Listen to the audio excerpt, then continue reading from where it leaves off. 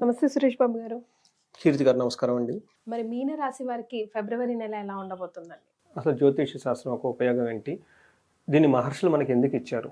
Okay. దానికి ఒక reason ఉండాలి కదండి. ఇది భగవత్ స్వరూపం, దివ్యమైన జ్ఞానం, పవిత్రమైన జ్ఞానం, బ్రహ్మ జ్ఞానం అంటారండి. ఈ జ్ఞానం ఉన్న వాళ్ళని దైవజ్ఞులు అంటారనమాట. జ్యోతిషం ఎవరు గౌరవించినా, జ్యోతిష శాస్త్రాన్ని ఎవరు చెప్పినా కానీ వాళ్ళు డైరెక్ట్గా బ్రహ్మలోకం వెళ్ళిపోతారని చెప్పేసి శాస్త్రాల్లో పేర్కొన్నారండి. అట్లానే రాజులు ఈ శాస్త్రాన్ని కనుక ఆదరణ చేస్తే, అంటే పెద్ద పెద్ద బిజినెస్ పీపుల్ కానీ రాజకీయ నాయకులు వాళ్ళు కనుక పోషించగలిగితే వాళ్ళు కష్టపడి సాధించుకుంటారండి. ఫలం కానివ్వండి, లేదంటే పొలాలు కానివ్వండి, లేకుంటే కీర్తి ప్రదేశాలు అవి వేరే వాళ్ళు దోచుకొని పోరంటండి. మనం చూస్తుంటుంటాం కదండి, 5 సంవత్సరాలు బాగా అధికారంలో ఉంటారు, నెక్స్ట్ 5 సంవత్సరాలు జైల్లో వెళ్ళిపోయి భయపడుతూ ఉంటారు. కారణం ఏమంటారండి, జ్యోతిష శాస్త్రాన్ని వాళ్ళు ఆదరిస్తే ఇలాంటి జరగవు అని చెప్పేసి మన శాస్త్రాలు చాలా క్లీన్గా ఉందండి. ఎందుకంటే వశిష్ఠ మహర్షి కూడా ఆస్ట్రాలజర్ అండి, రాముల వారి దగ్గర గురువు అండి అనమాట. అందుకని చెప్పేసి ఈ శాస్త్రాన్ని ఆదరించటం, నమ్మటం, తర్వాత వినటం, అట్లీస్ట్ తెలుసుకుంటే సగం కష్టాలు పోతాయని చెప్పేసి రెమెడీస్ అందులో ఉన్నాయండి. అందుకని ఇది ఎందుకు అవసరం అంటే, ధర్మార్థ కామ మోక్షాలు సాధించడం అనేది భూమి మీద పుట్టిన ప్రతి మనిషికి చేసే పని అండి. అది ఏ కంట్రీ కానీ, ఏ రిలీజియన్ కానీ, ఎవరైనా కానీ ధర్మము, అర్థము, కామము, మోక్షం చుట్టే ఉంటుంది. ఇవి సాధించేటప్పుడు కొన్నిసార్లు చాలా పాజిటివ్గా ఉంటుంది, కొన్నిసార్లు చాలా టఫ్గా ఉంటుంది, ఇబ్బందులు ఫేస్ చేస్తారు. ఈ జ్యోతిష జ్ఞానం ద్వారా అవి ముందుగానే తెలుసుకొని ఎలాంటి పరిహారాలు వానికి కనుక చిట్కాలు మనం పాటిస్తే వాటిని కూడా మనం అధిగమించి ముందుకెళ్ళొచ్చు అని జ్యోతిష శాస్త్రం వివరించబడిందండి. దీన్ని ప్రతి ఒక్కరు సద్వినియోగం చేసుకోవాలని చెప్పేసి మనం కోరుకుందామండి. ఇంకా చాలామందికి తెలవనేమంటేనండి, ఈ రాశి ఫలాలు దేవుళ్ళు కూడా వింటారండి, వాళ్ళకు కూడా ప్లానెట్స్ ఉంటాయండి. అంతేకాకుండా సూక్ష్మ రూపంలో ఉండి ఎంతోమంది యక్షలు, కిన్నెలు, కింపురుషులు అంటారు కదండి, సెమీ గాడ్స్, డాడ్స్ అండి, అలా భూత ప్రచారం మనకు తెలవకుండా ఎన్నో ఉంటాయండి మన చుట్టూ, కొన్ని వేల కోట్లు ఉంటాయి, అవి కూడా వింటూ ఉంటాయండి. వాళ్ళకు కూడా మాకు ఎలా ఉంది అని తెలుసుకుంటూ ఉంటారండి, అనుకూలంగా ఉంటుందని చెప్పేసి. అందుకని ఇలాంటి గొప్ప ఈ అవకాశం మాఘమాసంలోనూ మనం అందులో ఫిబ్రవరి మంత్లో రాశి ఫలాలు చెప్పుకుంటున్నాము. మీ ముఖంగా కీర్తి గారు మాకు అదృష్టం, అలానే మీకు అదృష్టం. మనకి సుమన్ టీవీ ఒక ప్లాట్ఫామ్ ఇచ్చినందుకు వాళ్ళకు కూడాను అష్టైశ్వర్యాలు కలగాలి, ఇది ఉన్న వాళ్ళకి కూడా వాళ్ళ బాధలన్నీ పోవాలని ఒక నమస్కారంతో, ఒక ప్రార్థనతో మనం స్టార్ట్ చేద్దామండి. మనం మీన రాశి కనుక చూసుకుంటేనండి, ఇందులో పూర్వభాద్ర 4వ పాదం, ఉత్తరాభాద్ర 1, 2, 3, 4 పాదాలు, రేవతి 1, 2, 3, 4 పాదాలు అంతా మీనరాశిలో ఉంటాయండి.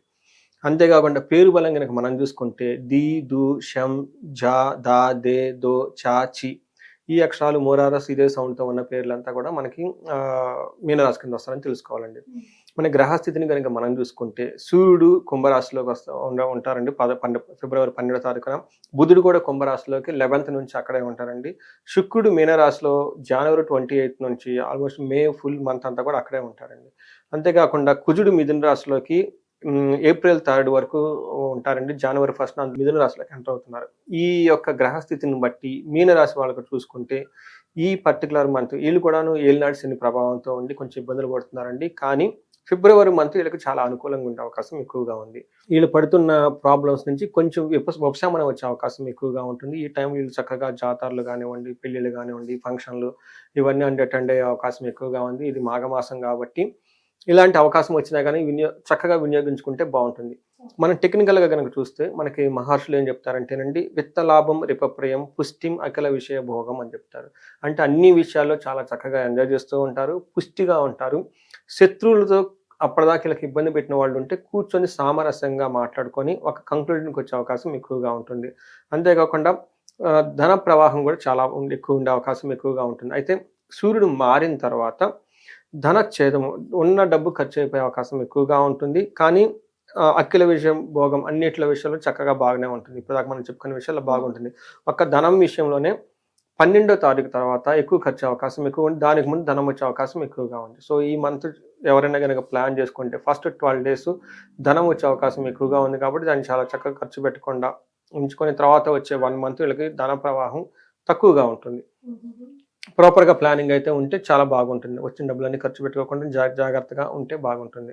మనకి సూర్యుడు వీళ్ళకి 12th హౌస్లో ఉండటం వల్ల 12వ తారీఖు నుంచి 22వ తారీఖు వరకు కొంచెం జాగ్రత్తగా ఉండాలి.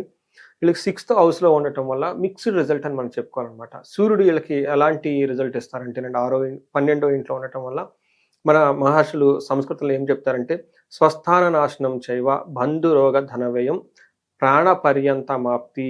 ఓకే, రవి అవమానం జరిగే అవకాశం ఎక్కువగా ఉంటుంది 12వ ఇంట్లో ఉండడం వల్ల. అంటే ఏం చెప్తారంటే స్వస్థాన నాశనం చేయవా. ఇప్పుడు దాకా కనుక ఏదైనా ఒక పని, ఒక పొజిషన్, ఒక మంచి ప్లేస్లో ఉంటే ఈ టైంలో వాళ్ళకున్న ప్లేస్మెంట్స్ ప్రాబ్లం వచ్చేసి కొంచెం స్థాన చలనం అయ్యే అవకాశం ఎక్కువగా ఉంటుంది. లేదంటే ప్రమోషన్స్ రావటం, వాళ్ళ యొక్క ఉద్యోగంలో ఒడిదుడుకులు ఉండే అవకాశం చాలా ఎక్కువగా ఉంది. కేర్ఫుల్గా ఉండాలి. అంతేకాకుండా బంధువులతో గొడవల అవకాశం ఎక్కువగా ఉంటుంది. ధన వ్యయం ఎక్కువగా ఉంటుంది. అంతేకాకుండా ప్రాణ పర్యంతం ఆపత్తి. తర్వాత ఏం చెప్తారంటేనండి, ప్రాణం పోయి అంతగా ఇబ్బందులు ఉండే అవకాశం ఎక్కువగా ఉంటుంది. తర్వాత విచారము, అవమానాలు జరిగే అవకాశం ఎక్కువగా ఉంటుంది. అంటే సూర్యుడు 12లో ఉండటం అంత యోగ్యత కాదు అని చెప్తారండి మన జ్యోతిష శాస్త్రంలో. వీళ్ళు ఒక 22 డేస్ కొంచెం 20 డేస్ జాగ్రత్తగా ఉండాలి అవసరం. అది కూడా పర్టికులర్గా 12 తారీఖు నుంచి మంత్ ఎండ్ వరకు కొంచెం కేర్ఫుల్గా ఉండాలి. అది కూడా మనం ఇప్పటిదాకా చెప్పుకున్న విషయాల్లో. అయితే ఇదే సూర్యుడు వాళ్ళకి మంచిని కూడా చేస్తున్నారు. అంటే ఏ విషయంలో అంటే అప్పటిదాకా హెల్త్ కాంప్లికేషన్స్ ఉంటే వాటి నుంచి విముక్తి వస్తుంది. అప్పటిదాకా వీళ్ళకి ఎనిమీస్, శత్రువులు ఎవరైనా కనుక ఉంటే వాళ్ళ నుంచి కూడాను వీళ్ళకి ఉపశమనం వచ్చేసి చక్కగా ఉండే అవకాశం ఎక్కువగా ఉంది. అయితే కుజుడు మిక్స్డ్ రిజల్ట్. మళ్ళీ వీళ్ళకి 4th హౌస్లో ఉండేసి 7th హౌస్ని చూస్తూ మళ్ళీ 12th హౌస్ని కూడా చూస్తూ ఉండటంతో ఏ విషయంలో బాగా కొంచెం ప్రాబ్లంగా ఉంటుందంటే 4వ ఇంట్లో కుజుడు ఉండటం వల్ల భాగ్యహాని, భయం, క్రూర బంధు వైరం, ధనక్షయం, రోగ పీడాది సంతాపం, చతుర్థ స్థానగే కూర్చో అని చెప్తారు అనమాట. అంటే 4వ ఇంట్లో కుజుడు ఉండడం వల్ల రోగాల ప్రాబ్లం, హెల్త్ కాంప్లికేషన్స్, సంతానానికి ఇబ్బంది పడే అవకాశం ఎక్కువగా ఉంటుంది.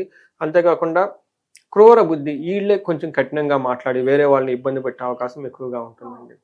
అంతేకాకుండా వీళ్ళకి 11th హౌస్లో దృష్టి ఉండడం ఫైనాన్షియల్ పరంగా చాలా బాగుంటుంది. అయితే 7th హౌస్ను చూడడంతో ధనం కోల్పోయే అవకాశము, మానసిక ఒత్తిడి ఎక్కువగా ఉంటుంది. అయితే వీళ్ళకి ఒక మంచి హ్యాపీ న్యూస్ ఏంటంటే శుక్రుడు వీళ్ళకి చాలా చక్కటి యోగ్యతను ఇస్తున్నాడు. ఇందాక మనం కుజుడు కొంచెం ఇబ్బంది పెట్టినా శుక్రుడు వాటిని కాంపన్సేట్ చేసేసి ఒక బ్యాలెన్స్ అయిన సిచ్యువేషన్ తీసుకొచ్చే అవకాశం ఎక్కువగా ఉంది. శుక్రుడు వీళ్ళకి 1st హౌస్లో ఉంటున్నారండి.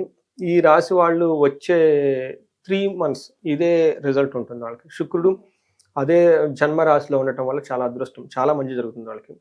ఎలా మంచి జరుగుతుందంటే అర్ధలాభచ్చ సౌఖ్యం పరస్త్రీ సంగమం తదా యత్న కార్యార్థలాభ స్యాత్ జన్మగే భృగునందనే అని చెప్తారనమాట.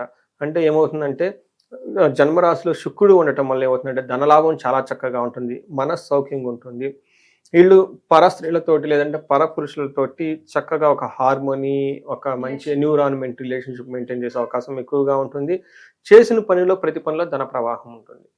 అయితే వీళ్ళకి 7th దృష్టి ఉండటం మొత్తం వీళ్ళకి ఏం చేస్తారంటేనండి, వీళ్ళకి ఆపోజిట్ సెక్స్ వాళ్ళతో, లేడీస్ అయితే జెంట్స్, జెంట్స్ అయితే లేడీస్తో అప్పటిదాకా ఏమైనా కనుక విభేదాలు ఉంటే ఈ టైంలో కూర్చొని వాళ్ళతో మాట్లాడితే ఒక పద్ధతిగా వచ్చేస్తుందండి. ఒక మంచి కంక్లూషన్కి వస్తారు.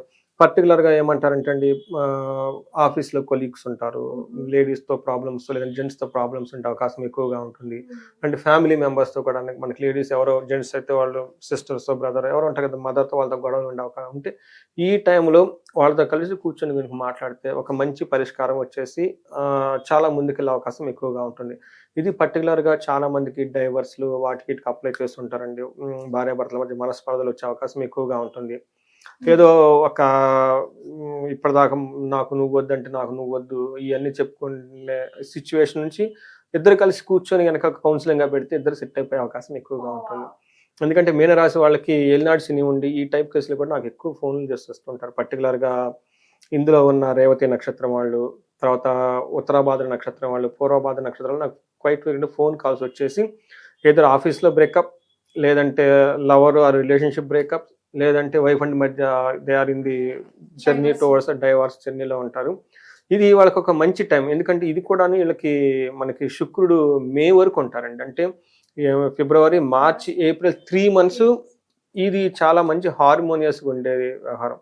సో ఈ టైంలో మనకి ఇది చూస్తున్న కనుక ప్రేక్షకులు కనుక ఇది గమనించుకొని అనవసరంగా గొడవలకు పోకుండా ఒక మంచి అవకాశం ఉంది. పర్టికులర్గా బ్రేకప్ రిలేషన్స్ కానివ్వండి, డైవర్స్ కానీ ఎవరు ఉంటే మళ్ళా వచ్చే అవకాశం ఎక్కువగా ఉంది. దృష్టి పెట్టండి, పెద్దవాళ్ళ యొక్క వాళ్ళ సహాయం తీసుకుంటే ఈ అనవసరంగా లీగల్కి అటు ఇటు పోయి లైఫ్ వేస్ట్ చేసుకునే కంటే మాట్లాడితే చాలా సామరస్యంగా ఉండే అవకాశం ఎక్కువగా ఉందండి. సో మరి నక్షత్రాల ప్రకారం వీళ్ళకి ఎలా ఉందండి? మనకి పూర్వభాద్ర నక్షత్రం వాళ్ళని చూసుకుంటే వీళ్ళు జయప్రదంగా ఉంటారు, సౌఖ్యంగా ఉంటారు, సంపదలు ఉంటాయి, మృష్టాన్నం ఉండి చాలా చక్కగా హ్యాపీగా ఉంటుంది. వీళ్ళకి ఒకే ఒక్క ఛాలెంజ్ ఏంటంటే అండి మృత్యు భయం ఉంటుందండి. అది ఏదో మృత్యు అనగానే చనిపోవడం చావు కాదు కదండి. అలా కాదండి. ఇక్కడ మృత్యు అంటే Dead మీనింగ్ endకి ఏంటంటే వస్తున్నారు అన్నట్టు. అంటే ఒక క్రైసిస్ అని అనుకోవాలి. అంటే వాళ్ళు చేస్తున్న అంటే మృత్యు 2 ఉంటుంది. ఒకటే మన శరీరానికి, 2 మన ఆలోచనలకి, 3 మనం చేసే పనులకు కూడా మృత్యు ఉంటుంది. అందుకని చెప్పేసి ఇప్పుడు అనగానే మన శరీరాన్ని వదిలేసిపోతాం అని కాదండి. అక్కడ మీనింగ్ కొన్నిసార్లు మన శరీరం సహకరించదు. బట్ మన థాట్స్, మన విజన్, మన డ్రీమ్స్ ఇవి కూడా కొలాప్స్ అవుతాయి కొన్నిసార్లు. నీ మీద ఎన్నో ఆశలు పెట్టుకుని ఇలా చేసావు ఏంటంటారు, అది కూడా మృత్యువే. మనం అంటుంటాం కదండి, నీ మీద నమ్మకం మీద ఏదో పెట్టుకున్నాను ఇలా చేసావు, అది కూడా ఒక మృత్యు అనమాట. అంతేకాకుండా కొంతమంది ఎప్పటి నుంచో ఒక పనో లేదంటే ఏదో పెట్టుకొని ఉంటారు, ఈ టైంలో అది కొలాప్స్ అయిపోతుంది, అది కూడా మృతం అనమాట. అందుకని అమృత మృత్యు మధ్య అంటే ఏంటంటే మనకి మనసు ఉండాలి కదా, మనం చేసే పనులు కూడా చక్కగా ఉండాలనే ఉద్దేశంతో అది చెప్తారనమాట. ఇలా ఉత్తరాభాద్ర నక్షత్రం వాళ్ళకి వీళ్ళకి కూడాను లాభప్రదంగా ఉంటుంది, జయం ఉంటుంది, సౌఖ్యం ఉంటుంది, మృష్టాన్నం చాలా చక్కగా ఉంటుంది. వీళ్ళు కూడా మృత్యు భయం ఉండే అవకాశం ఎక్కువగా ఉంటుంది. 19th ఆన్వర్డ్స్ వీళ్ళకి ఈ ఒక 10 days ఈ ఫీలింగ్ ఉంటుంది. అలానే రేవతి నక్షత్రం వాళ్ళకి లాభప్రదంగా ఉంటుంది, తర్వాత సౌఖ్యంగా ఉంటారు. తర్వాత ఈ రేవతి నక్షత్రం వాళ్ళకి కొంచెం మిక్స్డ్గా ఉంటుందండి. పరవాసము ఫారిన్ వెళ్ళాలనుకున్న వాళ్ళకి ఈ నక్షత్రం వాళ్ళకి చాలా సపోర్ట్ ఇస్తుంది. ఇది కూడా ఫిబ్రవరి 1st వీక్లో ఫారిన్ వెళ్ళాలనుకున్న వాళ్ళకి చాలా అనుకూలంగా ఉంటుంది. ఈ రేవతి నక్షత్రం వాళ్ళకి మాస్ కుజుని వల్ల కలహం, గొడవలు అయ్యే అవకాశం ఎక్కువగా ఉంది. ఈ గొడవలు కూడా అన్నదమ్ముల వల్ల, లేదంటే వాళ్ళ యొక్క టాలెంట్, స్టామినాకి సంబంధించిన వాళ్ళ యొక్క కేపబిలిటీ గురించి వేరే వాళ్ళు కామెంట్ చేయడం ద్వారా వచ్చే అవకాశం ఎక్కువగా ఉంటుంది. సో ఇవి ఈ నక్షత్రం వాళ్ళకండి. అయితే ఎక్కువగా జాగ్రత్తగా ఉండవలసిన వాళ్ళు ఉత్తరాభాద్ర నక్షత్రం వాళ్ళకి వీళ్ళ చుట్టూ ఎవరైనా కనుక లేడీస్ ఉంటే వాళ్ళకి కొంచెం ప్రాబ్లం అయ్యి వాళ్ళ ద్వారా వీళ్ళకి ప్రాబ్లం అయ్యే అవకాశం ఎక్కువగా ఉంది. ఇది ఒక్కటి గమనించుకుంటే మిగతా అంతా బాగుందని చెప్పుకోవాలండి. ఓకే, సో మరి వీళ్ళందరికీ రెమెడీస్ అండి? ఒక రకంగా ఈ రాశి వాళ్ళకి ఎలాంటి రెమెడీ ఏం అవసరం లేదు, ఎందుకంటే ఓవరాల్గా అంతా బాగుంది.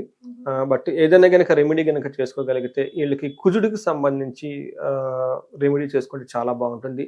మంగళవారం రోజున కందులు కనుక దానం చేస్తే చాలా బాగుంటుంది. అంతేకాకుండా కుజుడికి సంబంధించి సుబ్రహ్మణ్యేశ్వర స్వామిని ఆరాధన చేసినా కానీ, లేదంటే సుబ్రహ్మణ్యేశ్వర స్తోత్రం చదువుకున్నా కానీ చాలా బాగుంటుంది. అయితే కొంతమందికి సూర్యుడు 12వ ఇంట్లో ఉండటం వల్ల విపరీతంగా ఖర్చులే అవకాశం ఎక్కువగా ఉంటుంది. కాబట్టి వీళ్ళకి ప్రొఫెషన్లో కానివ్వండి, ఎక్కడైనా కానీ ప్రాబ్లమ్స్ ఉంటే సూర్యగ్రహానికి సంబంధించి ఆదిత్య హృదయ స్తోత్రం చదువుకున్నా కానీ, సూర్య నమస్కారాలు చేసినా కానీ హెల్త్ విషయంలో చాలా చక్కగా ఉంటుంది. అయితే వీళ్ళకి మనం మృత్యు భయం అని కూడా చెప్పుకున్నామండి. ఎవరికైనా కనుక నార్మల్గా ఉంటే మనకి ఏమని చెప్తారంటేనండి, మృత్యుంజయ మంత్రాన్ని జపం చేసుకున్నా, లేదంటే మనకి శివాలయంలో ఒక అభిషేకం చేయించుకున్న చాలా బాగుంటుంది. అయితే కొంతమందికి ఏదైనా కనుక సీరియస్ క్రైసిస్గా ఉండి ఇబ్బందికరంగా ఉంటే అమృత మృత్యుంజయ పాశుపత హోమం చేయించుకున్నా, లేకుంటే వీళ్ళకి ఏం చెప్తారంటే మహన్యాసపూర్వక ఏకాదశ రుద్రాభిషేకం వాళ్ళ ఇంట్లో పార్థివ శివలింగంతో ప్రదోష కాలంలో చేయించుకుంటే ఇలాంటివి ఏదైనా ఉన్నా కానీ, అపశృతులు కానీ ఏదైనా ఉన్నా కానీ అవి తొలగిపోయే అవకాశం చాలా ఎక్కువగా ఉంటుంది. చాలా సంతోషం అండి. మీనరాశితో పాటు ద్వాదశ రాశుల వారికి అసలు ఫిబ్రవరి నెల ఎలా ఉంటుంది, బాగోకపోతే ఎలాంటి రెమెడీస్ ఫాలో అవుతే దాంట్లో నుంచి వాళ్ళు బయటపడొచ్చు అని సూచించారు. ధన్యవాదాలు. కీర్తి గారు నమస్కారం అండి.